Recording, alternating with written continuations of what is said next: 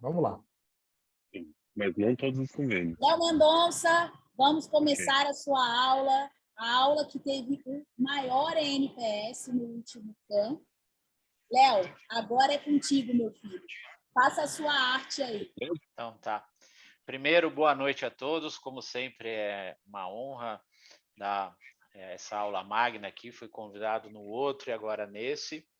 E eu vou falar um pouquinho de mercado de renda variável e a rotina de um trader, um operador, como funciona. Acredito que a maioria de vocês já conhecem, sabe? Então não vou falar nada muito aprofundado, só algumas dicas. A gente um bate-papo aqui, qualquer coisa, dúvida, seguindo a linha até que o Ricardo fala da pragmática dialética, eu também sou. Pode me interromper a qualquer hora, perguntar, sem problema nenhum. Eu gosto dessa interação, né, do que eu ficar falando aqui igual um papagaio e aquele silêncio cadavérico, ok? Então, deixa eu compartilhar a primeira tela.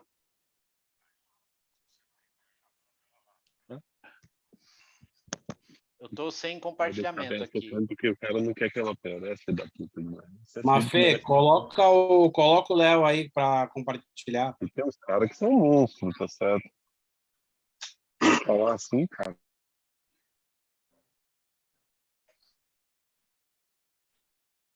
Mafê. Deixa eu ver se liberou aqui, peraí. Já coloquei. Agora liberou, já liberou, já liberou. Vocês estão vendo? Oh, meu Deus, espera só um pouquinho.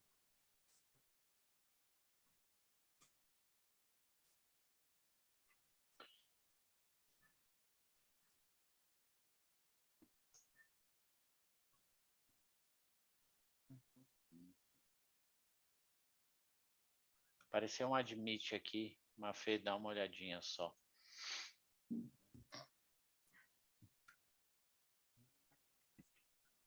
Espera aí só um pouco. Vocês estão vendo minha tela ou não? Estamos. Mas só falta pôr no modo de apresentação, então. Bom, obrigado. PowerPoint, a gente tem uma relação.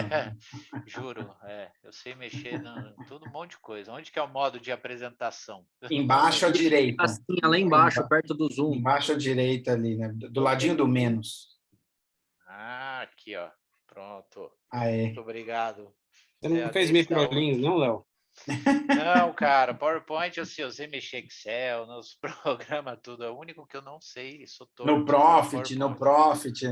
Exato, tudo quanto é plataforma. Mas o PowerPoint, vocês vão ver a bela apresentação que tem, assim, a estética foi melhorada pelo belo time de marketing, mas vamos lá.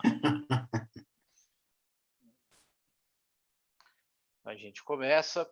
Aqui fala um pouquinho, sou formado em economia pela FAAP, né? Trabalho com o mercado financeiro desde novo, então fiz parte de gestão, fui CFO, fiz, digamos, valuation de empresas, então essa parte contábil, financeira, eu tive acesso, né? Estudei bastante também, né? E com isso acabei conhecendo o mercado de capitais, aí onde eu me interessei mais. Desde novo sempre tive essa, como se diz, essa paixão por mercado financeiro, os negócios, e aí foi um caminho natural. Né? Sou um trader, investidor. Oi. Léo, desculpa te interromper, mas a tela, ela ainda está ela não está no modo apresentação. A gente está olhando Para mim tá. É que você está com duas telas, Léo. Compartilhe a segunda tela. Como assim duas telas? Ai, que ela entra no modo apresentação como se fossem duas telas. Aperta Ô, Léo, F5 o CAN direto 4 aí nem dá. faz tanto tempo assim. Deixa eu ver onde está agora. Espera aí, deixa eu dar um ESC. Como duas telas? Vamos ver se aparece agora. Espera aí.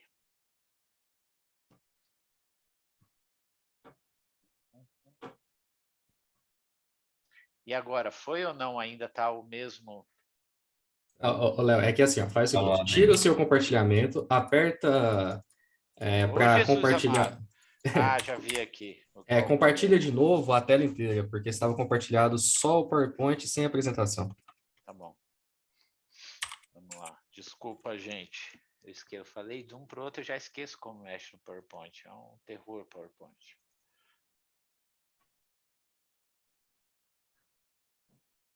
Agora estão vendo? Agora foi ou não foi? Não. Ainda tá no... Tá igual. Possível, de novo, estou compartilhando. Jesus Mas não dá para ele Cristo deixar amado. assim, aí ele vai clicando nos Ô, Léo, Eu slides? estou compartilhando. ali, tá vendo ali em cima onde tem transições, animações, apresentação de slide? Ali em cima, página inicial. Isso, Sim. apresentação. Vai ali em apresentação de slides. E aonde ali em cima, a Vai pra- apresentação, certo? Isso. Uhum. Ali onde tem Perdão. monitor. Agora para a direita um pouquinho, você está escrito ali monitor. Monitor, aham. Muda esse automático daí. Modo principal. Isso. Vamos ver. Olha, viu? Aí é só Ah, essas aí. manhas de quem.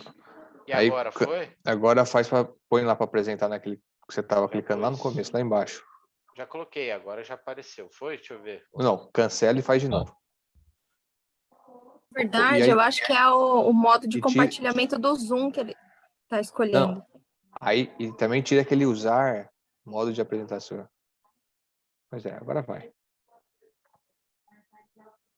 Não é o PowerPoint, o problema é o Zoom. Eu acho que é a forma que ele está compartilhando no Zoom. Léo, O operador do Zoom mesmo aqui que tá, meu Deus do céu, esse PowerPoint. Léo, você quer que eu coloque para você? Coloca Melhor, aí, se Mafê, tem, mais vai fácil, passando. pronto. Senão 10-0 para o PowerPoint. Ainda bem que eu não faço apresentações, ó, senão eu já estaria... Desculpa, gente, deu um tilt. Abre aí mais fácil, Mafê, por gentileza.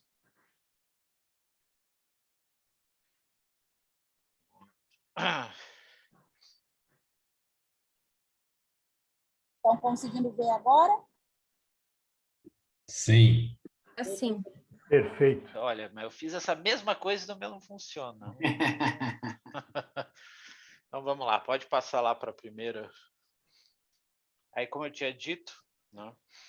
Aí eu sou trader investidor há mais de 18 anos, agora vai fazer 19, quase 20, né? Que eu trabalho nos mercados, já operei mercado de câmbio, agora ações, renda variável de todos os tipos, né? Carteiras e tudo mais. Passa para a próxima. Vou falar um pouquinho para vocês, provavelmente vocês devem conhecer, mas um pouquinho de história do mercado. A primeira bolsa foi criada em 1531, né, a bolsa oficial. Na Bélgica, a Bolsa de Antuérpia.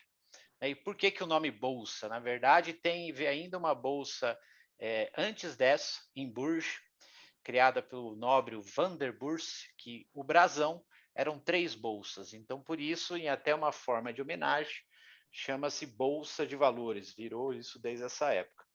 Por causa do Van der Bourse, foi o início da criação da Bolsa de Valores, a primeira bolsa oficial. O que ela negociava basicamente nessa época? Títulos de crédito, empréstimo. Né? Os nobres lançavam os títulos e aí começou essas negociações. Posteriormente, com a Companhia das Índias e outras empresas, começaram a ser negociadas as ações. Então, isso assim, para quem tiver interesse, né, você ainda tem primórdios, dizem que alguns inícios da Bolsa foi até na Grécia ou Roma.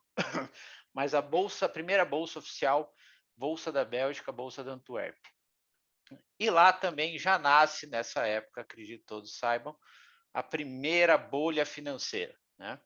A bolha das tulipas, a famosa tulipomania, onde as pessoas vendiam casas, negociava-se tudo, como todo aspecto de bolha financeira, acha que tudo sobe, nada cai, vai chegar a 500 milhões de pontos, e aí teve uma grande queda dessa tulipomania, considerada a primeira bolha financeira da atualidade, certo? Próximo. Qual a função dos mercados de renda variável, certo? Aqui eu vou falar um pouquinho outro de história para vocês entenderem, né? Primeira bolsa de mercadorias futuros, primeiro contrato futuro, foi o contrato futuro de arroz, né? Que foi criado em Osaka. Por quê? Na época dos samurais, eles recebiam basicamente em sacas de arroz. Só que teve uma época, houve uma crise, uma seca, que eles não estavam conseguindo dar circulação a essa mercadoria.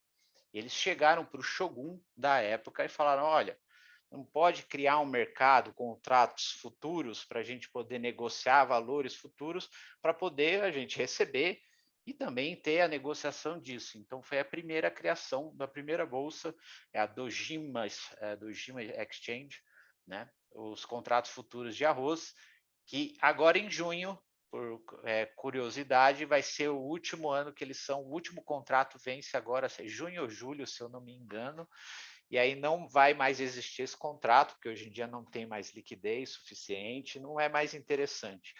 Então, uma parte da história da primeira bolsa e o primeiro contrato futuro da história vai ser extinto daqui a alguns meses, certo? E qual que é a função tanto de bolsa, mercadoria futuro, né? Bolsa de valores, é o quê? Circulação da riqueza, formação de preço. Vocês veem, nasceu esse contrato futuro para poder os samurais girarem as suas sacas de arroz e poderem ter valor e conseguir comercializar por outros produtos, né, da época. Então, nós temos o quê? A bolsa ela é um grande fomentador de negócio. Né? Vocês imaginam quando a empresa faz o IPO. Por que ela faz um IPO? Ela quer buscar capital mais barato, né? Fazendo o quê? Dando uma participação societária, até diluindo, às vezes, um pouco o controle acionário, para que quem tenha capital guardado poder investir e eles poderem prosperar. E com isso cria-se também novos agentes econômicos. O investidor que quer uma rentabilidade maior, né? Alguém que acredita em certo segmento de mercado. Então, todo mercado desenvolvido e um mercado, né, como se diz, para ir para frente, precisa de um mercado de capital forte. Né? Não existe não existe economia forte sem mercado de capital forte e desenvolvido. E com o tempo foi se criando outros produtos, outros de acordo com a necessidade dos participantes e, digamos assim, da criatividade dos engenheiros financeiros que gerou, né, a bagunça de 2008. Mas isso é outra história. Certo? Tem alguma coisa aqui, alguma dúvida? Isso aqui é bem tranquilo, só mais uma parte de história. Vamos lá. Vamos chegar nas partes mais interessantes. Mafê, próximo. Tipos de mercados. Quais os mercados que a gente tem? Né? Nós temos o mercado à vista, que é onde é negociado as ações, é feito os IPOs. Né? Por quê? Você compra ali, você há alavancagem tudo, mas o mercado à vista é um deles. Mercado futuro, né? Então você pode ter futuro de ações, né? Até futuro de opções. Mercado a termo, onde você fecha um negócio e é uma forma até de contrato, onde você compra ao futuro, paga uns juros, né? Ou você paga ou você recebe esses juros. O mercado a termo é onde você concorda com uma pessoa, fala, olha, eu vou comprar tanto em tal dia. E o mercado de balcão, geralmente mercado secundário, onde não é tão negociado assim, a não ser os grandes players que negociam e dependendo dos títulos que tem maior ou menor liquidez. Né? Esses são os tipos de mercados que a gente tem, assim, fora mercados descentralizados, DeFi, que hoje em dia aí são bolsas, pools de liquidez, mas tudo eles acabam entrando dentro de um ou do outro desse tipo de mercado. Correto? Alguma dúvida? Nada? Silêncio imperando. Isso aqui é tranquilo, é bem light. Vamos lá, próximo. Ativos. Aqui eu vou falar alguns ativos que existem, né? Não há nenhum segredo aqui. Títulos do Tesouro, títulos negociados, né? Tesouro Selic, NTB, NTF, LFT, LTN, né? Títulos do Tesouro, que é nada mais do que, como eu falo, tem um nome bonito, mas é dívida do governo. É o que a gente chama dos títulos livre de risco, em teoria. Ações, onde são negociadas as ações das bolsas, mercado normal, mercado fracionário, normal lote de 100, fracionário a partir de 1. O preço difere um pouco e tem algumas custas extras, mas nada demais. Contratos futuros, né, negociado nos mercados futuros, você tem desde as grãos, commodities, você tem contratos futuros de ações, N coisas que você imaginar, hoje em dia existe. Né? Debentures, nada mais é do que os títulos de crédito de empresas, chamado de debentures, Opções, contratos de opções, você também pode ter opções de ações, opções de futuros, né? Hoje em dia, opção de cupom, então, Edrei, se você quiser apostar, aposta lá numa opção de cupom. Né? Temos assim, são contratos geralmente vinculados a um ativo objeto, né? Um ativo principal, onde você pode fazer suas operações de estratégia, tanto de proteção quanto até rentabilizar, né? Apesar de serem são versáteis, mas mal utilizados, podem fazer um belo de um estrago na conta dos clientes. Próximo. Aqui a gente vem, vocês devem conhecer, eu acredito que a maioria delas, as escolas de análise, né?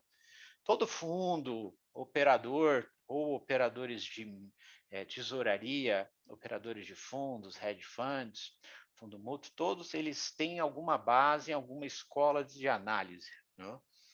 A gente tem a fundamentalista, que é o quê? Como vocês veem, às vezes vocês têm lá aquele fundo que fala, o fundo macro, né? Trabalha o quê? Macroeconomia, quais movimentos macroeconômicos podem, digamos, favorecer ou prejudicar certos ativos, né?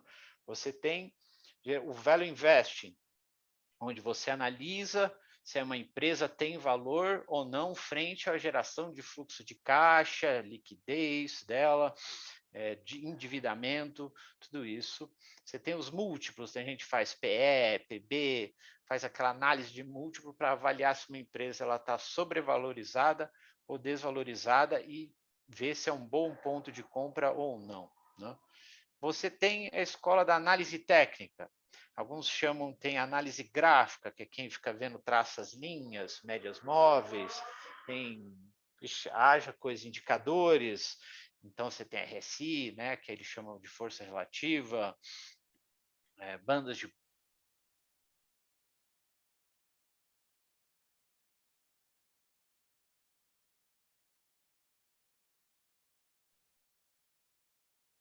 Léo, tá sem som. Tá mudo para vocês também?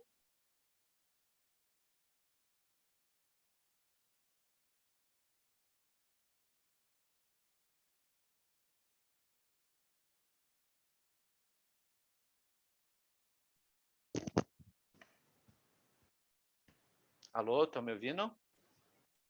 Agora Agora ok. normal? Agora sim. Parei na análise técnica. Tá, então tá bom. Cortou do nada. Hoje está o dia do problema técnico, né? Análise técnica. Jesus amado. O Edrei tá gorando aqui minha aula só porque... Se benza aí, vai, se benza aí. Benza aí, homem. Então vamos lá. Análise técnica. Análise técnica, não sei se a que hora parou, ela trabalha o quê? Com a parte de indicadores gráficos, né? Você tem aqueles que analisam as linhas de tendência, a média móvel, você tem pontos de suporte ou resistência, você tem o price action, que é uma subderivada da análise gráfica, né? Ou técnica, alguns chamam de análise gráfica, eu gosto de chamar de análise técnica. A gráfica é uma subdivisão da técnica, né? Ela engloba tudo isso. Por indicadores, quem usa média móvel, Bollinger Band, desvio, regressão linear, desvio padrão, todos esses indicadores que você consegue plotar em alguma plataforma de negociação ou de visualização, é considerado dentro dessa escola de análise. Você tem análise de fluxo, né? Que é o famoso tape reading, que ele vem lá da época onde se tinha um aparelhinho que ele criava-se uma fita com, né, os preços e as negociações, por isso que chama tape reading, leitura da fita. Se vocês procurarem, o aparelho soltava uma fita com a cotação e onde foi feito cada negócio e a quantidade de ações, que era ou quantidade de contratos, que era negociado o título. Então tem esse. Hoje em dia você abre o livro de ofertas, onde você tem todas as ofertas, tanto de compra quanto de venda, e a quantidade por nível de preço. É análise de fluxo. Tem alguns operadores que gostam de fazer esse tipo de análise. Tem uns que gostam só dela pura, outros já mesclam várias escolas de análise. Você tem análise quantitativa, né? Ou algo trading, que a gente chama hoje em dia, que é aquela análise feita puramente por um algoritmo matemático, né? Então, existem grandes casas de HFT, fundos hoje em dia já nascendo, né?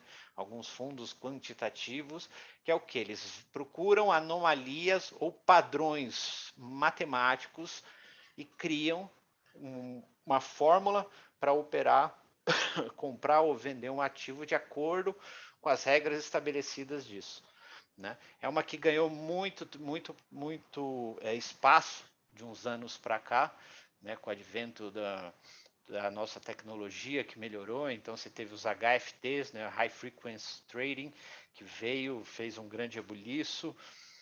Você teve o desenvolvimento dos dark pools, e hoje em dia já está começando os robo-advisors, né? Que seriam aqueles portfólios feitos, né, por uma fórmula matemática de asset allocation. Então ganhou bastante força e tem, sim, hoje em dia cogita-se que em torno na bolsa americana quase 60% seja negociado por alguma forma de algoritmo mecanizado. Então, assim, tem bastante espaço, só que é muito difícil de se desenvolver, né? Geralmente as grandes casas têm matemáticos, físicos e engenheiros para desenvolver isso da melhor forma possível. Ó, e falando nisso aí, é o futuro, né? Essa coisa de quantitativo. Tem algumas casas brasileiras que estão renomadas. Sim, agora exatamente, tem gente já aparecendo aí, coisa interessante. Ainda que está como se diz, incipiente, está no início, né? Tem uns fundos quantitativos, acho que ainda precisam acertar uns algoritmos que, digamos, a performance está muito ruim. Mas eu acredito que é o futuro, sim. Já não é o futuro, já é. Hoje em dia a grande maioria já tem alguma forma de algo. Até fundos que têm os operadores, eles usam low frequency, algoritmo que trabalha compra ou venda no tempo. Imagina você precisa montar uma posição, precisa comprar 5 milhões de Petro, você não bate uma ordem a mercado e compra 5 milhões. Né? Ou você negocia com a mesa por fora, ou você solta um low frequency para ele trabalhando, ou você vai montando a posição ao longo dos dias. Então eu acredito sim, é o futuro. Ultimamente, até uma parte grande do meu estudo ultimamente é para montar alguns algoritmos. Aí, então, quem gosta disso tem que estudar algo, estudar Python é básico, não tem como fugir disso aí, codificação de Python. Né? Tenho só de curiosidade também, uma das maiores gestoras brasileiras, inclusive acho que a maior do mundo, ela é uma gestora quant, acho que chama Lady Braga, alguma coisa assim. Não é Lady Gaga, não, tá, gente? Eu não sei se ela sabe gerir, né? Vai saber hoje em dia. Não é Lady Gaga, não. Mas tem uma gestora, ela fica, acho que em Londres, ela tem mais ou menos, ela tem o PL somado da Verde e da SPX juntas. E é uma brasileira. Brasileira? Olha, eu não sei. Eu sei, assim, das grandes renomadas, assim. É a Leda Braga. Isso. Ela é a papa do mercado. Braga. Ela mesma. Tá aqui. Não, sim, é porque assim, de conhecer um assim forte, eu falo do Gene Simmons, esse aí é mais que clássico, né? Que é do Renaissance, do Medallion Fundo Renaissance Technology. Ele, para mim, se você for falar, tem até um livro onde fala que ele foi um dos grandes revolucionários nessa parte de quant. O fundo dele rentabiliza absurdo, é uma coisa fora do comum. Só que ninguém tem acesso aos alvos dele, né? Mas é uma área interessante para quem tiver. Mas aí tem que estudar uma matemática, ou você ter o dinheiro para contratar os matemáticos, físicos e os coders para montar isso para você. Um dos dois. Aqui no Brasil, quem está liderando isso é a Giant. Muito bom. Qual? Desculpa o nome. Aqui no Brasil, quem está liderando isso há bastante tempo é o pessoal da Giant Step. Giant Step, tá. Não conheço, sinceramente não. Mas daí eu vou dar uma olhada, vou procurar porque eu gosto. Pode fazer uma observação aqui, Léo? Lógico, pode fazer uma observação, vocês estão me ouvindo? Isso aqui é para vocês interagirem junto comigo. O que eu queria, exato, o que eu queria comentar é o seguinte, tá sendo ótimo essa exposição, essa aula, eu estou gostando muito, porque eu estou vendo conceitos e observações que eu realmente, muitas delas eu não conhecia. Mas eu queria só expor o seguinte, essa questão de essa abordagem quantitativa dos robôs, dos algoritmos, fazer.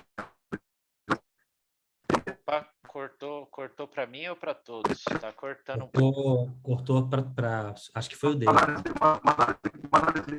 Acho que é a internet dele, que cortou. Eu não estou entendendo nada também. Na hora que ele ia fazer a a observação. José, é baseado você pode no repetir passado. Pode repetir por gentileza, porque cortou tudo que você falou, por favor. Eu sei, a minha conexão está ruim também. Vou repetir. Eu estou dizendo que por muito interessante que seja e tecnicamente sofisticada essa análise quantitativa, eu individualmente não acredito nela como sendo algo eficiente. Porque, por mais algoritmos sofisticados que se usem, essas análises se baseiam na premissa de reprodução do passado usada como metodologia para prever o futuro. Esse não é o conceito puro do valuation, por exemplo. O valuation é preciso conhecer o negócio, conhecer a empresa profundamente. Não dá para generalizar para um segmento, para um setor. Não dá para generalizar para o mercado como um todo. O valuation, sim, é preciso entrar nas premissas da empresa, analisar o passado, analisar o futuro, ver quais são as perspectivas do negócio, inclusive a obsolescência planejada do negócio, enfim, mergulhar efetivamente na empresa que se está analisando. O dia que isso aí for feito por robôs, calculando algoritmo, médias e coisas, estamos fritos. Eu não acredito nisso, sinceramente. E se fosse investidor, jamais adotaria um negócio desse. Isso aí é o fim do analista. É dignar para a matemática e fica uma coisa que não é da alçada deles. Não é da alçada deles. Olha, uma polêmica agora. Eu gostei do debate. Mas, José, assim, ó, eu sou um trader. Calma, eu sou um trader e analista. Assim, eu gosto de fazer value invest, eu misturo um pouco de análise técnica, eu faço uma mistura de escolas. Só que assim, que o quant trading e o quantitativo funciona, eu te dou um exemplo, já é fato, como se diz, fato dado. É o Gene Simmons, você procura o livro, deixa eu ver se não está aqui na minha, chama O Homem que Resolveu o Mercado, The Man Who Solved the Market. Gene Simmons, que ele fundou a Renaissance Technologies e o Medallion Fund. Ele é considerado hoje em dia um dos traders e investidores, e a abordagem dele é puramente quantitativa, pura. Ele, se eu não me engano, a rentabilidade a rentabilidade percentual dele gira na casa de 60% ao ano durante eu anos. Não duvido que isso possa funcionar. Eu digo que conceitualmente, eu acho que pode até funcionar. O cassino, né, a roleta, a mesa verde também funciona. Agora, se for perguntar para o Luiz Barsi, lá, por exemplo, do fundo dele, se ele usa isso, se ele usa essa metodologia, eu duvido que ele use. Eu acho que ele pode usar como alternativa. Isso conceitualmente... José, eu acho que assim... Conceitualmente, isso, na minha modesta opinião, estou dando a minha opinião, para abrir o debate mesmo. Lógico, na minha opinião, isso aí, conceitualmente, até tecnicamente, em termos financeiros falando, isso está errado. Essa é a minha opinião. Mas só, José, mas só de falar assim, todas... Cortou, nossa, agora cortou tudo. José, mas eu acho que assim, é conteúdo censurado que eu estou falando. Vou falar que... Léo, você não está sozinho nessa para defender o... Não, mas eu acho que são duas coisas. Não, eu vou... O trader e o day trader. Eu acho que pode ser que tenha algum... Não, mas eu vou chegar num ponto agora. Vou chegar num ponto agora, ó. Todas essas escolas, todas são bem-sucedidas, todas. O mercado financeiro, ele dá espaço para todas. O Value Investing já é comprovado, como o José disse, temos Buffett, Barsi, muitos outros, Seth Klarman. Você tem diversos traders e operadores, né, que investidores, vamos falar assim. Para mim, eu considero todos como se fosse a mesma entidade, que ganha dinheiro com Value Investing. Tem gente que ganha na técnica, tem gente que ganha com fluxo, tem pessoas que ganham com quant, né? Você tem fundos quant, você tem fundos Value Invest, você tem fundos que misturam técnica, fundos macro. O mercado, essa é a grande beleza que eu falo, gosto do mercado. Ele tem espaço para tudo. Você tem espaço para contrarian investors. Quem digamos, o mercado caindo, azedando e gente comprando, o mercado subindo e gente vendendo. Você tem espaço. Essa é a grande beleza. Então, Hein, Léo? todas Bacana. Mas funcionam. depois, Léo, Todas. Oi. depois que a aula acabar, a gente fica no campeonato, que eu também não sou fã disso do... A gente inverte. Ô, Depois eu me defendo também. Mas Só, segue o Não, jogo. não. Não, só segue um o jogo aí pra complemento. Deixa eu sobrar seguir tempo essa. pra Oi. gente. Segue o jogo, que aí Eu sobra acho que teve tempo uma pra gente confusão, ficar eu falando. acho só. Ó, só complementando do livro ali do Simons, também tem o do aquele Edward Thorpe, tem um livro que é Sim, Edward bacana. Oldthorpe, The Man Who Beat the Markets, exato, Esse, que matemático. criou o Blackjack lá, que Ó, bateu o Blackjack. posso Aí falar eu, assim, como eu sou um apaixonado do mercado, eu acho que eu já li quase é, todos Ô, Zé, eles. aí, José Vicente, você vai ver que a parte de quant não fica baseando em passado em si, mas sim na ineficiência de mercado. Então você tem Não, vários mas assim, ó, tipos de quant. Não, isso aí é bonito, sem dúvida, vale a pena a discussão. Aliás, vou encaixar uma observação, eu tenho falado pouco, vou encaixar. Ó, Tá difícil de escutar, viu? acho que talvez Segue a... Segue o jogo, segue o jogo. Então, ele não deve.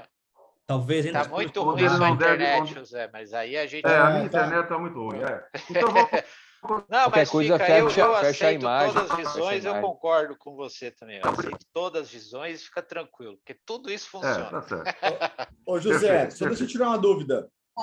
Fala, meu cara. Você é contra o trader em geral ou o day trader? Não, ele não gosta de quant, ele gosta de value investing. E eu Pessoal, respeito todas as escolas. Ok, mas Oi. assim, ó, Léo, deixa eu só te eu acredito que o Barris ele pode ser um trade também. Porque ele tem um caixa Fala. para segurar. Léo, Oi, deixa eu entendeu? só te interromper fala. aqui rapidinho. Pode Só interromper. Vamos. Segue lá, o roteiro e depois a gente abre. Pessoal, Tá certo. só ressaltando aqui que o que o Léo está apresentando nesse slide, nesse momento, são as escolas que existem. O Léo não está fazendo defesa em relação à E escola nenhuma. nenhuma. Eu defendo todas. E a apresentação está muito boa, estou Fiquem gostando. tranquilo. Depois eu conto legal da isso. história do cara que comprava ativo falando com os marcianos e ganhava dinheiro. Não sei se vocês conhecem essa. Fala até falando que o marciano ganha dinheiro. Então, é fato, verídico. Não, eu tô gostando da exposição. Vamos embora. Toca aí, toca, Mafê. Vamos embora. Depois nós contamos a história. Prática no dia a dia. Né? Não sei se alguém já trabalhou aqui em fundos, ou mesa de banco, tesouraria, ou só a parte de aí, indicação. Não vou dar uma aqui. Geralmente, o que um trader, investidor, ou a mesa de investimento de bancos, tesouraria, o que faz? Geralmente tem a reunião de manhã, né? Vamos ver o quê? Cenários dos mercados globais. Hoje em dia, todos os mercados conectados, não dá só para eu ter uma visão puramente local. Eu tenho que saber o que aconteceu no mercado chinês, ou o que está acontecendo agora, né? Já estamos abertos, daqui a pouco ver se continua azedando igual estava ontem. Tenho que ver o que aconteceu em Hong Kong, Rússia, né? Rússia, a gente sabe que tinha dado uma parada, só que o mercado voltou. Então, você tem que ter, hoje em dia, ver esse cenário global, né? O que está acontecendo lá? O que está acontecendo? Pô, você quer investir em Vale? Mas o que aconteceu com o minério de ferro? Não adianta você pegar o minério de ferro derretendo, falando, não, vou comprar uma Vale porque está baratinho. Espera um pouco, né? Espera um time melhorar, depois você entra. Ou indica para o seu cliente e fala, olha, vamos segurar um pouco, daqui a pouco você entra. Cenário interno, aí sim, depois de você ter analisado o cenário global, vem para o cenário interno. O que está acontecendo aqui? Quais notícias podem impactar preço? Quais notícias podem impactar o possível ativo que você vai indicar? Né? Ou o fundo que você vai indicar? Você vê, você tem um fundo extremamente carregado em commodities. Pô, pode ser que tenha um cenário interno não, como se diz, não favoreça. Então, preste atenção nisso também, né? Você começa a trabalhar tudo isso. Do global, vem para o cenário interno. Aqui, eu gosto de pôr, né, dólar, o que eu chamo o ativo doutrinador.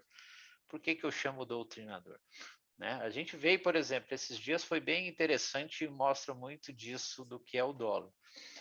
Você vê um dólar numa queda toda gente, teve alguns já falando que abaixo de 4,50, sei lá, 4,20, já aparece aquelas projeções maravilhosas, é capaz de ter até uns doidos falar que o dólar pode voltar para dois, R$ 1, né? Mas o dólar, o que aconteceu? Você vê com uma pequena azedada no discurso do Paulo, né? Lá no FMI, o mercado S&P azedou, dólar já bateu 3% de alta, hoje deu uma segurada, a BC até interveio ontem, hoje eu não sei se interveio, eu acabei não acompanhando o dólar, mas chegou a subir mais quase 3, 4 e deu uma recuada. Eu não lembro que agora eu estava em outra aula, eu não vi quanto fechou o dólar.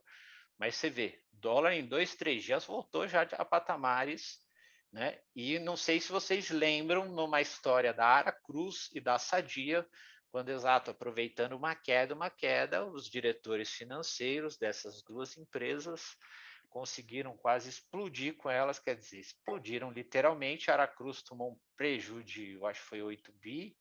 A Sadia ia comprar Perdigão, no caso, até inverteu, Perdigão comprou a Sadia, porque eles estavam inflando em posições vendidas de dólar, né? O dólar estava super, até que o dólar deu um retrocesso, deu uma puxada forte contra, você está alavancado, o que acontece? Eu preciso executar rápido minhas posições, só que sua posição é grande, acabou com a finança das duas empresas, foi um forrobodó horroroso, quebrou a Aracruz e quebrou a Sadia. Né? Ô, Léo, posso comentar? Lógico, deve. Eu acho assim, ó, isso é dado e tal, mas beleza. Igual tem um parceiro nosso que ele acha que o dólar chega a 15. Se o dólar chegar a 15, irmão, aí cai. Entendeu? Puta, 15, olha, ó. Não, mas aí aquele assim, ó. Vai, não, a Selic chega a 15, desculpa. A Selic chega a 15. Falei dólar aqui. Falei errado. Falei, olha, eu juro que eu ia falar. Porra, desculpa. Até eu tive um negócio agora ruim aqui. Cara, mas no começo aqui o cara falou, a Selic chega a 15. Muito Se ele achar que chega... Não, dólar a 15, eu ia falar, tá tomando muito Negroni, seu amigo. Muito. Com a projeção. Não. Que Negroni, assim, o cara ou tá muito comprado. Ou tá muito comprado. A gente fala, tá achando que chega a 15. Se ela chegar... A gente pode depois ali entrar na questão de curva de juros, assim, podemos abrir esse papo, esse debate. Eu gosto do debate, né? Apesar que o Edrei vai perder, eu tenho que manter minha posição agora, né? Mas pode chegar assim a 15. Desculpa, eu não vou estender também, mas não é só uma única variável, a Selic vai a 15, o dólar sobe ou desce. Tem que ver a taxa lá, a inflação lá, tem 72 variáveis que faz o dólar subir ou descer. Porra, tem que ver os americanos, se os americanos vão estar subindo. Eu concordo com ele estava falando da Selic, a Selic. Dólar, bicho. Porque eu por isso que eu chamo de dólar, dólar, né? Tirando o Selic agora. Por isso que o dólar, eu falo, é doutrinador. Às vezes vai para um lado, você não sabe por quê, pode ser fluxo externo entrando, interno, e aí saindo, cenário fiscal, não sei o quê, é tanta variável. Por isso que eu chamo do doutrinador. Cuidado quando você vai se posicionar e falar, não, o dólar vai só esse rumo, dólar, né? Selic vai esse rumo e não volta mais, volta. Cuidado com esse tipo de ativo. É cíclico, sempre é cíclico. A bolsa também. Tem uma frase de um economista, os dois são. Banqueiro lá dos Estados Unidos, que o cara falou o seguinte, né? Se Deus criou o dólar, ele criou para humilhar os economistas, né? Porque acho que a variável que mais faz a gente tem apanhar. muita. Eu operei muito câmbio, mais de 12 anos, cara, é tanta coisa. Então eu tinha que ouvir presidentes do tudo quanto é BC. Um falava aqui, movia para um lado, outro fala outro, dava viés para outro. É complicado, por isso que eu falo, assim, quem mexer só com esse ativo pensa isso cenário brasileiro, como hedge, proteção, né? Pô, tá tudo azedando aqui, onde eu protejo uma carteira de um cliente. Aí sim, pega um fundinho indexado em dólar, trabalhando um asset location bem feito. E ouro, dólar e ouro. Sim, mas assim, para o Brasil ainda, ouro eu consideraria mais uma carteira americana, entendeu? Uma carteira já dolarizada, aí sim você embutir ouro e commodities. Para a gente, assim, porque o ouro Ele mexe, sim, é um ativo clássico de defesa, sem sombra de dúvida. Você pode falar, não, Léo, eu gosto do meu portfólio ter um pouquinho de ouro, sem problema nenhum. Mas assim, o dólar aqui tem que ter. Para um cenário agora, lógico, Léo, mas o dólar está caindo. Mas aí você faz um rebalanceamento da carteira. A gente fala um pouquinho disso aqui mais para frente. Que eu queria assim, ó, o parceiro que falou que porque tem várias variedades e tal. Inclusive, falou assim, você não sabe como vai ser lá fora e tal. Bicho, perto do Brasil, onde é confiável lá fora, perto da gente, a gente é muito melhor na parte de renda fixa. Entendeu? Então, não dá para chegar e falar assim, não dá para chegar e falar assim, os Estados Unidos lá foi para 3. Nossa, subiu para caceta. A gente vai estar em 12, 13, então ainda é atrativo para os caras. É muito. Sabe Sim, qual que é o mas assim, o o que eu problema falo, quando eu do... falei o dólar assim, doutrinador e isso, é que nem eu falo, lógico, eu sei que o mercado é cíclico, tudo, mas a gente toma cuidado com sazonalidades. É o próximo slide. Você entendeu, Kim? Isso assim, tudo você tem que ter um pouquinho na carteira, né?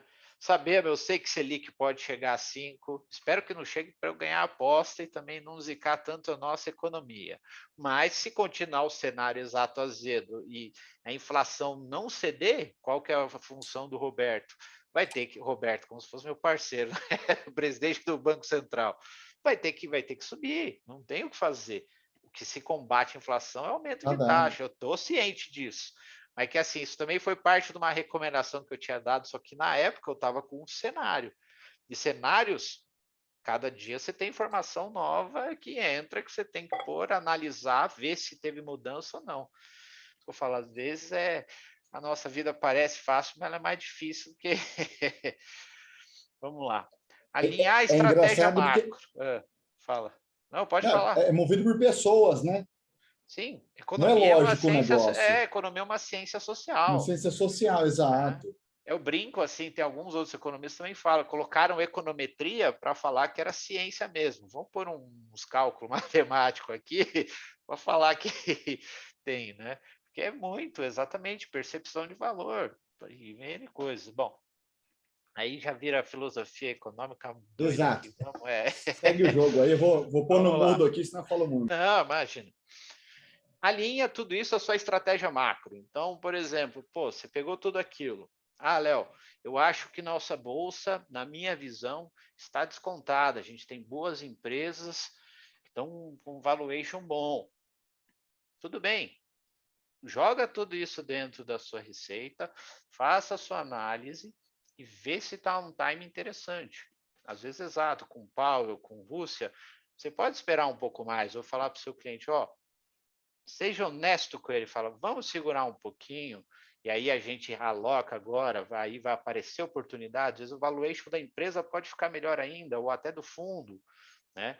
Porque geralmente, às vezes, o que eu falo, o grau, o fator de rentabilidade em muitos fundos, não adianta, é renda variável, né? A não ser que você faça alguma operação de curva de juros com títulos de longo prazo ou trabalhando no contrato futuro de juros, né? Aí outro tipo de estratégia, entendeu? Para aproveitar tanto a alta quanto a queda de curva de juros. Então, você pode falar para o seu cliente, vamos segurar um pouquinho, e aí a gente aloca, né? Trabalhar dinamicamente o portfólio dele, defendo você aqui um pouco em pós-fixado, né? Quem sabe um pouco de dólar.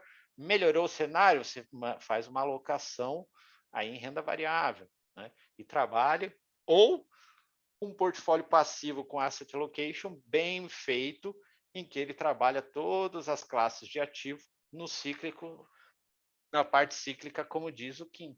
Entendeu? Porque todo ativo, uma hora, se não for quebrar o mundo e virar um apocalipse zumbi, você montou um negócio bem, ele tende a crescer com o tempo. Certo? Próximo slide. Até aqui tudo tranquilo? Alguma dúvida, algum comentário? Podem falar, não tem problema não. Eu gosto de debate econômico aqui, não tem. Só o que eu faço aqui bastante. Acho que no início do ano passado a gente começou a alocar em ouro, exatamente com essa expectativa de crescimento de inflação, né? Mas depois a gente chegou à conclusão que não valia tanta pena, porque os títulos, assim, se você for olhar os títulos, as debêntures, né, que a gente chama de high yield lá nos Estados Unidos, estava pagando, era muito superior do que a rentabilidade projetada do ouro. Exato. Então, por isso que acho que você falou assim sobre, o ouro é legal, mas nem tanto, porque você tem um custo de manter um papel que não tem pagamento.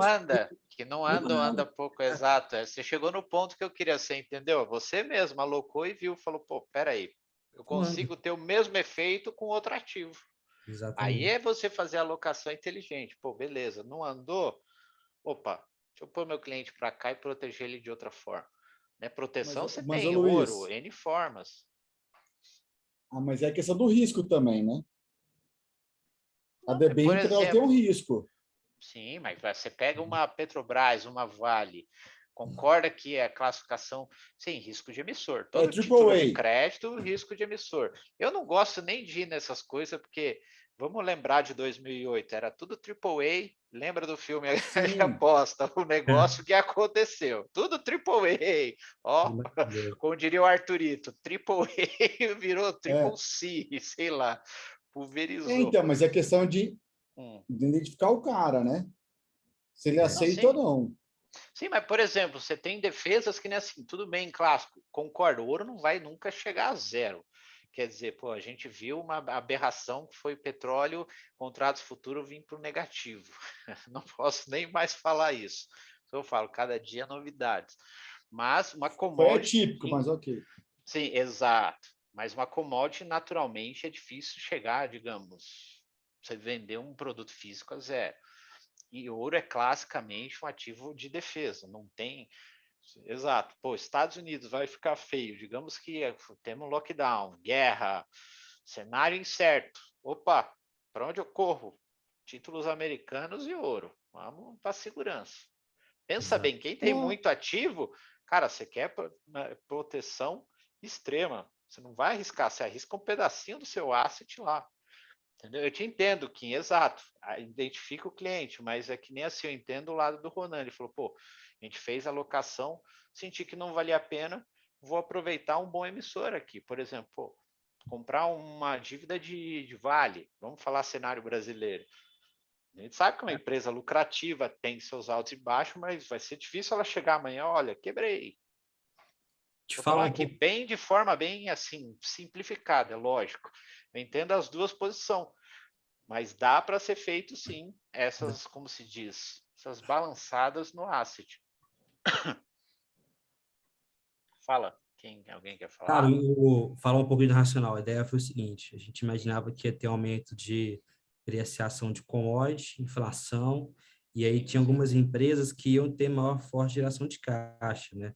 E aí, cara, tem o que o Léo falou, né, sobre o que a gente olha? A gente olha ineficiência.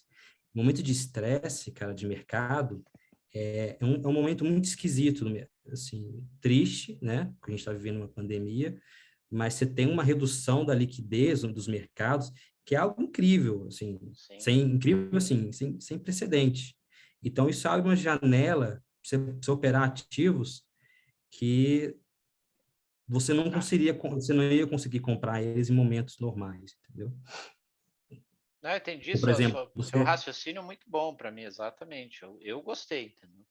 Eu gosto de trabalhar com várias lógicas assim de raciocínio. Para mim, perfeito. E aí você viu que não andou, falou, opa, faço o ajuste aqui. Esse é o segredo, você ser flexível, dinâmico.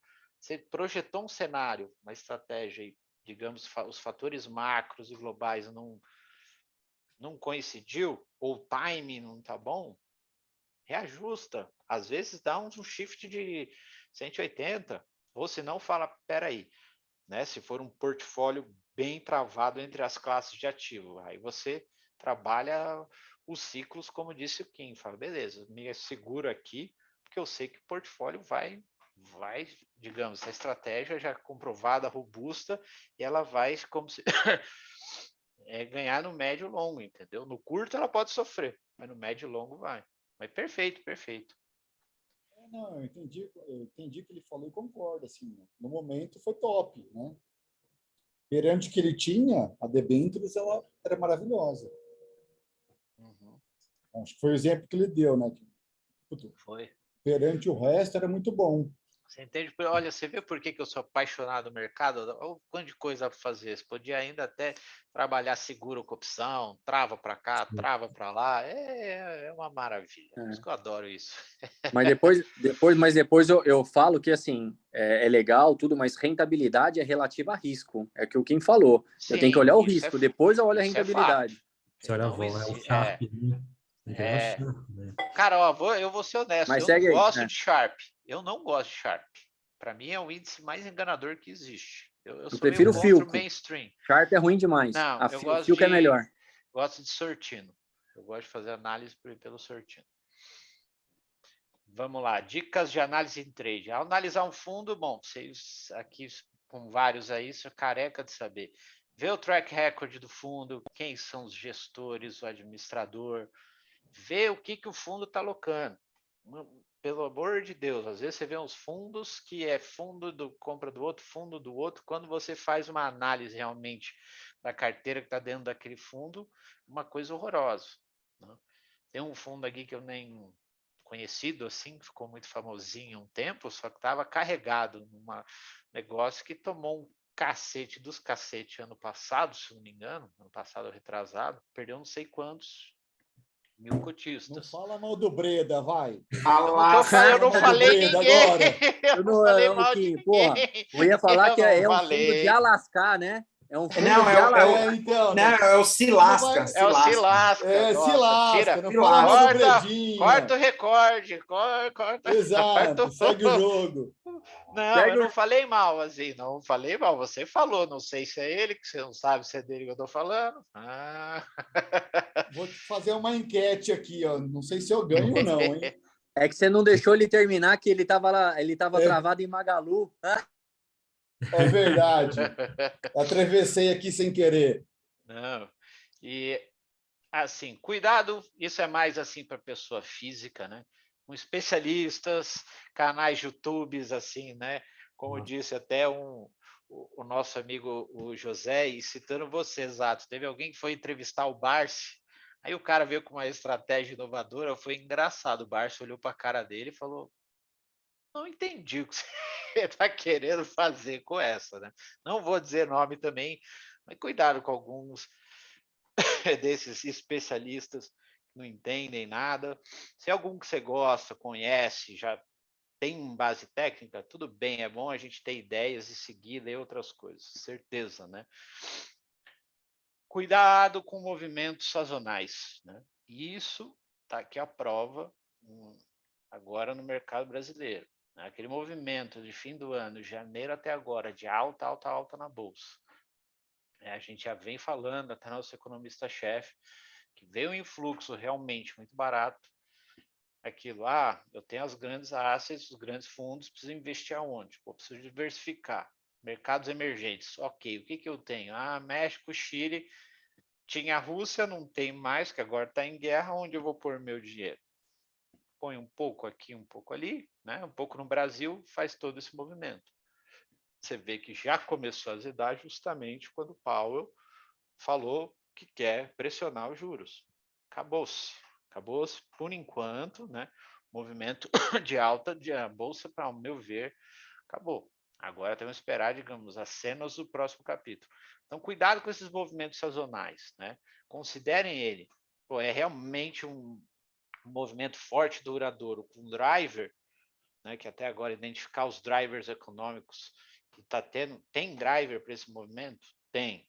Ok. Né? Vou falar, beleza, não, Léo, minha tese não tem um driver ainda, mas, digamos, tem pequenos indícios de que começou a melhorar. Ok, né? Baseia bastante na sua estratégia, nos seus estudos da sua tese. Tanto para uma alocação passiva, né? A passiva nem tanta, mas se você adota uma mais dinâmica, que você mexe muito a classe entre as classes de ativos, os clientes de vocês, ou até de vocês mesmo, né? Baseia mesmo numa estratégia robusta de vocês e testada. Fala, não, eu já fiz isso, deu bom ganho.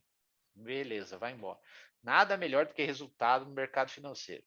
ponto final. Isso aí, quando você ganha, ganha bem. Quando você perde, perde pouco. Não tem, porque perder todo mundo perde. É mentira quem fala que nunca perde. Não dá. Certo? Aqui, dicas de análise. Mais alguma dúvida? Aqui, quer algum comentário? Não? Vou ser polêmico, né? Pode ser. Dá um follow em todo blogueiro aí que não tem especialização. Eu não estou falando nomes, eu não estou falando nomes de ninguém para não gerar confusão.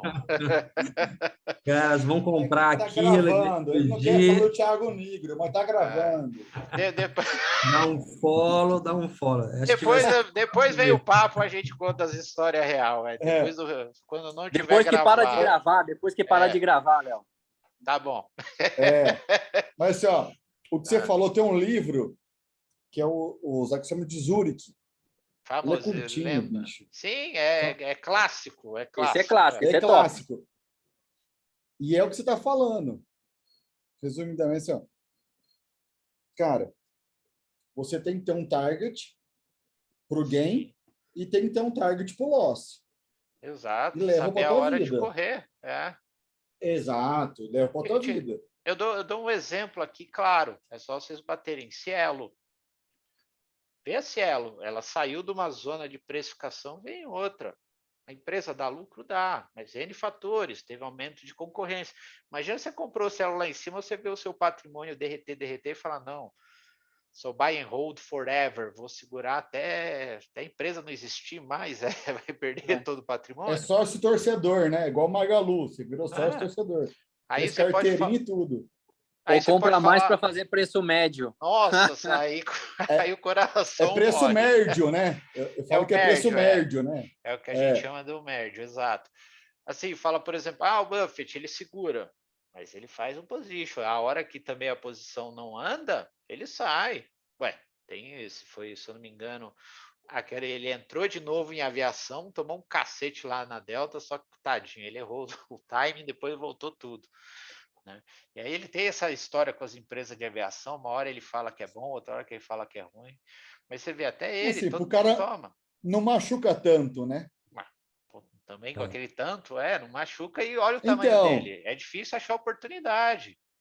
O Buffett é um velho gagá, deu sorte. Não mas depois que gravar, a gente fala. Eu não concordo. Nós só estamos discordando. Eu também não. Vamos lá. Depois que o Léo deu sorte também.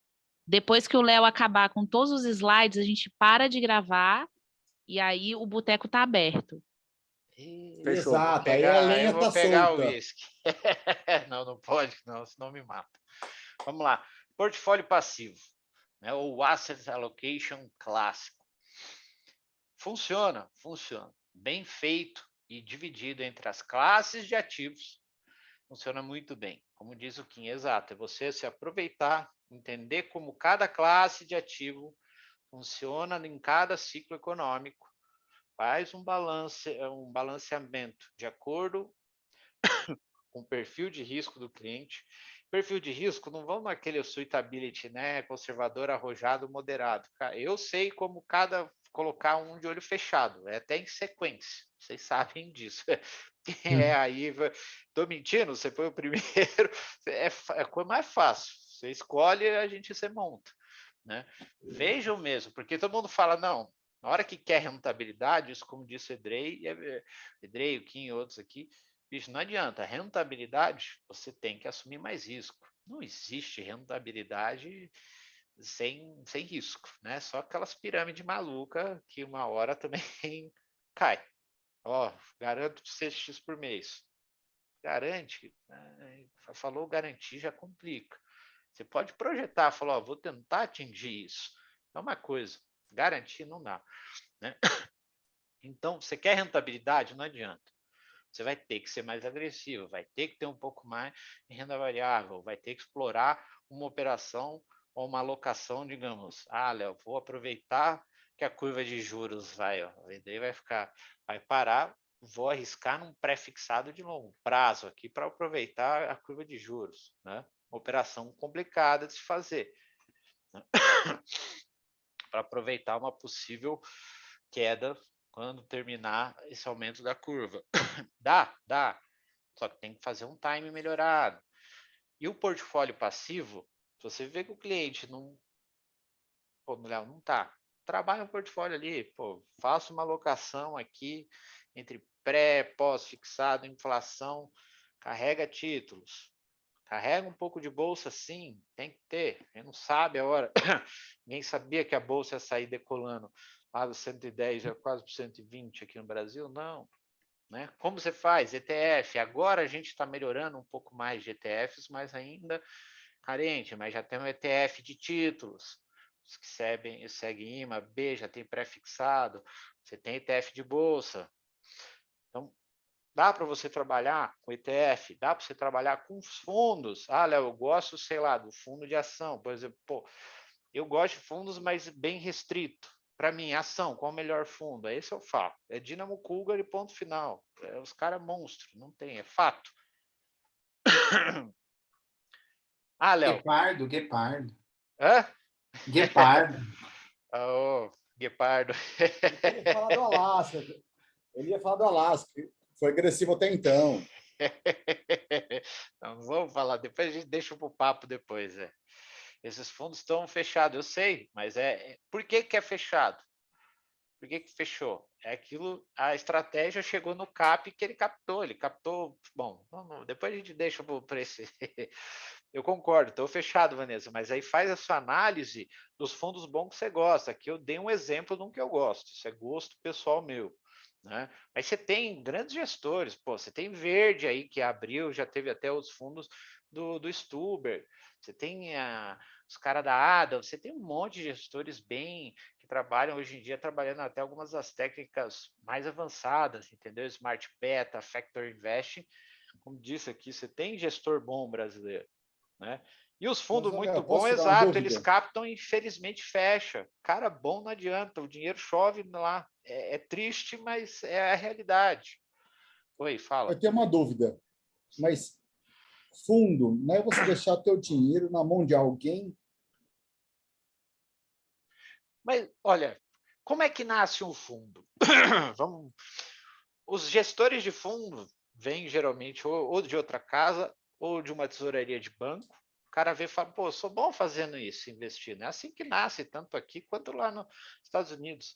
São caras bons investindo. Fala, deixa eu ver se eu sou bom investindo dinheiro de terceiros. Chama um cliente, você tem um fundo. Entende? Então, assim, tem gestores bons, tem. Né? E como você compara isso? Exatamente. Vê o track record. Por exemplo, a Bolsa, sei lá, subiu, Ibovespa subiu 20%. O cara, toda vez, ele bate. Ibovespa, pô, interessante. Vê o tempo, o track record dele. Ah, Ibovespa caiu 30, só que o cara perdeu só 15. É uma forma de bater o mercado. Ele perdeu menos do que Ibovespa. Né? E lembrando, Léo, Oi. E lembrando que fundo é para quem tem pouco dinheiro, né? Quem tem muito dinheiro, eu não aconselhei para fundo. Ou ele monta o dele... A dúvida é essa, porque assim, ó, porra, o Alasca, fundo, ele é muito bom. De 2011 para cá, bombou.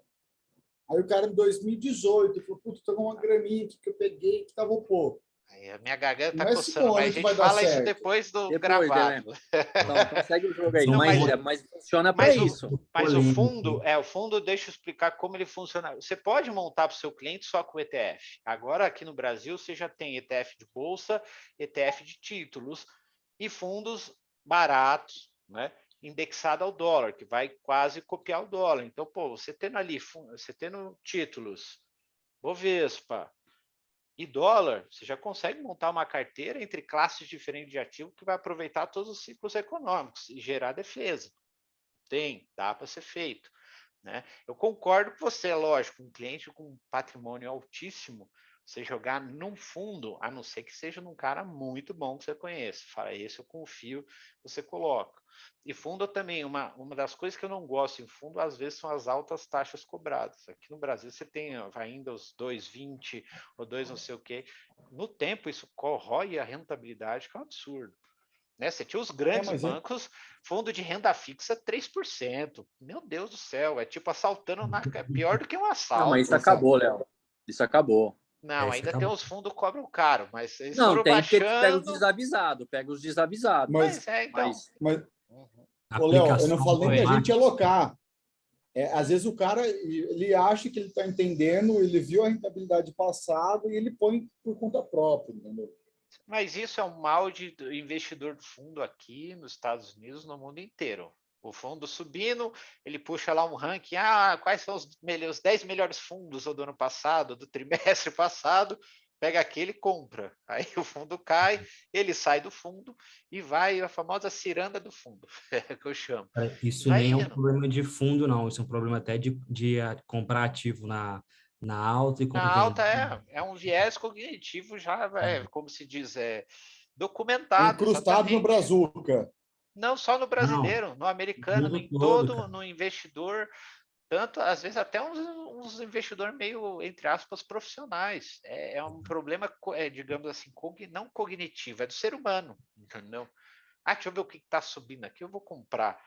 Não aguento o risco, assim, não tem a estratégia bem formada, você entende? Não Isso- sabe isso sair é a um- hora que tem que sair. Isso é uma coisa tanto de varejo quanto do private. Eu já vi gente comprando 50 milhões de Petro, vendendo. Por que isso? Entendeu? Sem Fazendo fundamento cagada. nenhum. Eu falo, não é só porque tem dinheiro, não vai cagada, não. Desculpa falar, vai ficar gravado, mas tem concordo. profissional. Já vi carteira de gestor profissional que parece de amador. Então tem. Também já vi Que nem o Ronan falou, não. É bizarro. Mas Eu vamos só não lá. concordo com comparar a gente com o americano, né? Porque os caras é mais estruturados lá, bicho. Fazem Olha, bom. Você lembra da Depois, Léo, época? depois da Você gravação. lembra de Depois. 2008? Eu tô falando porque eu morei lá. Aí, bicho, o pai lá, um moleque de 6 anos, ele dá um carrinho pro garoto e uma ação. O Não, moleque mas já assim, entender, entendeu? não. Mas a cultura, assim, que é um mercado mais desenvolvido, eu concordo, mas assim, as caquinhas que Exato. fazem lá também fazem aqui, e aí não. vice-versa. A caca tem em todo canto.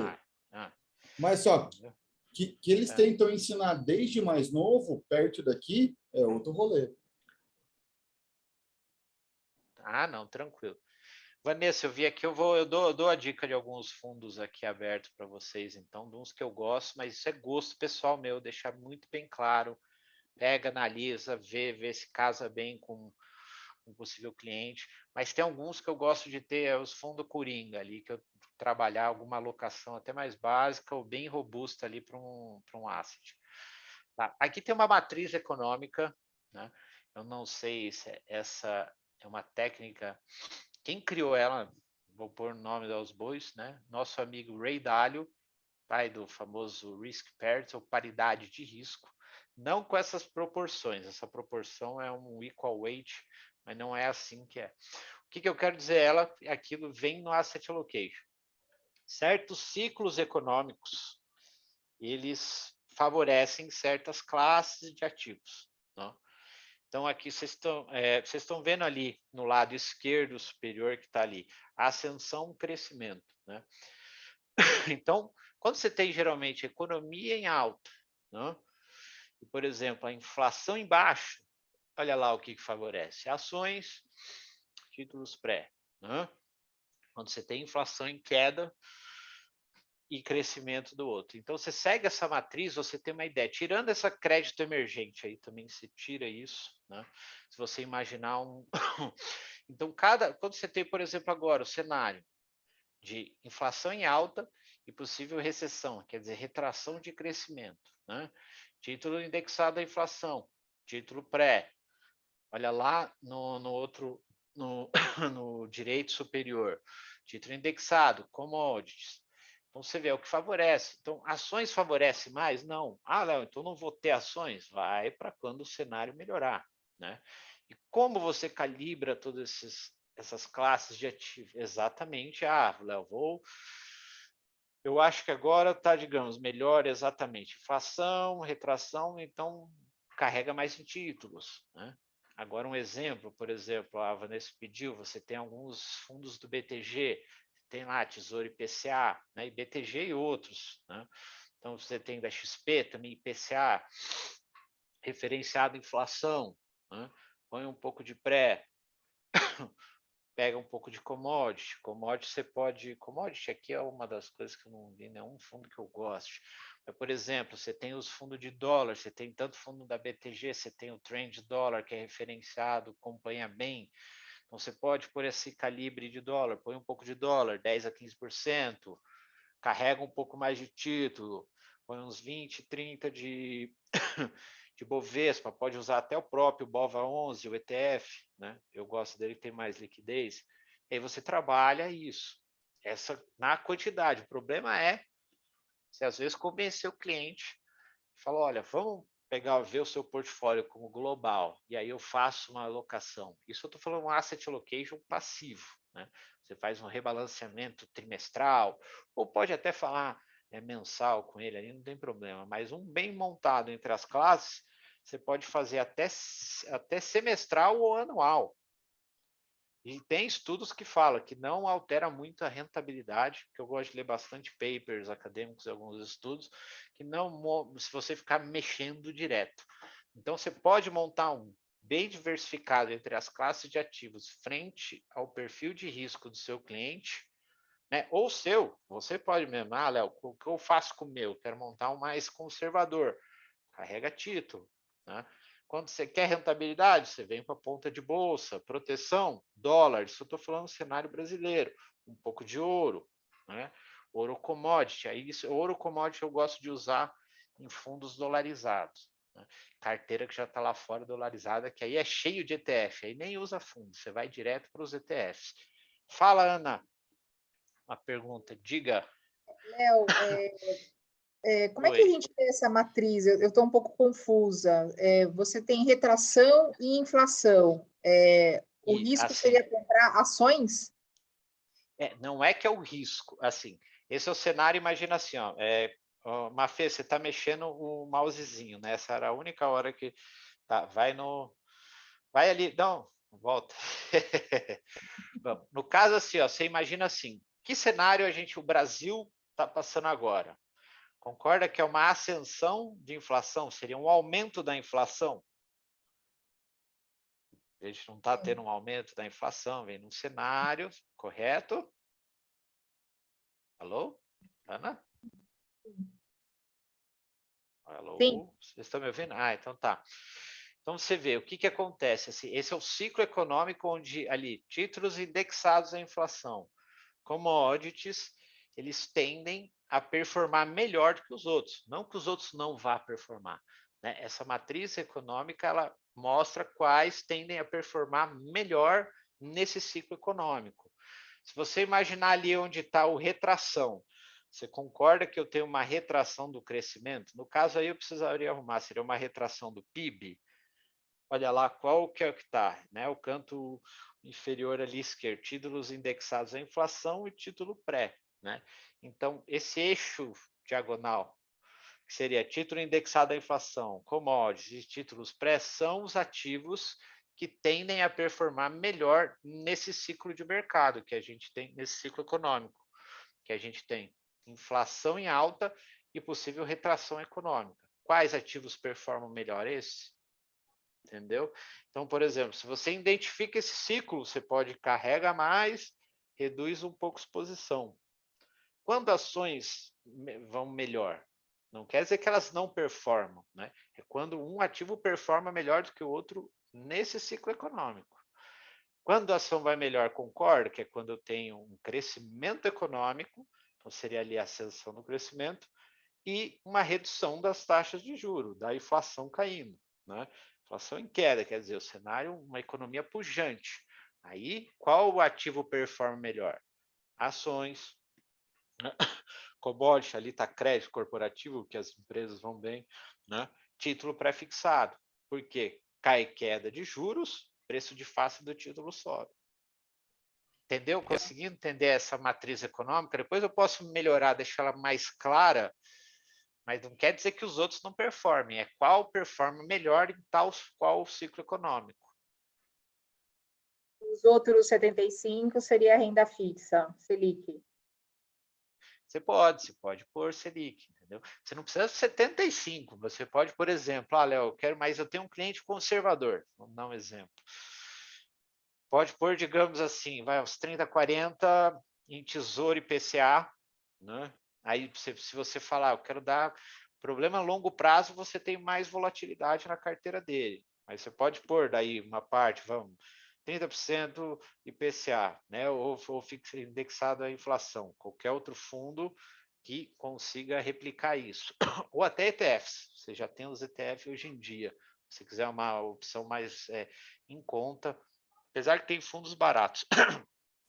Você pode, exato, Selic. Concorda? Selic, ela trabalha no pós e também acaba sendo um cenário de proteção.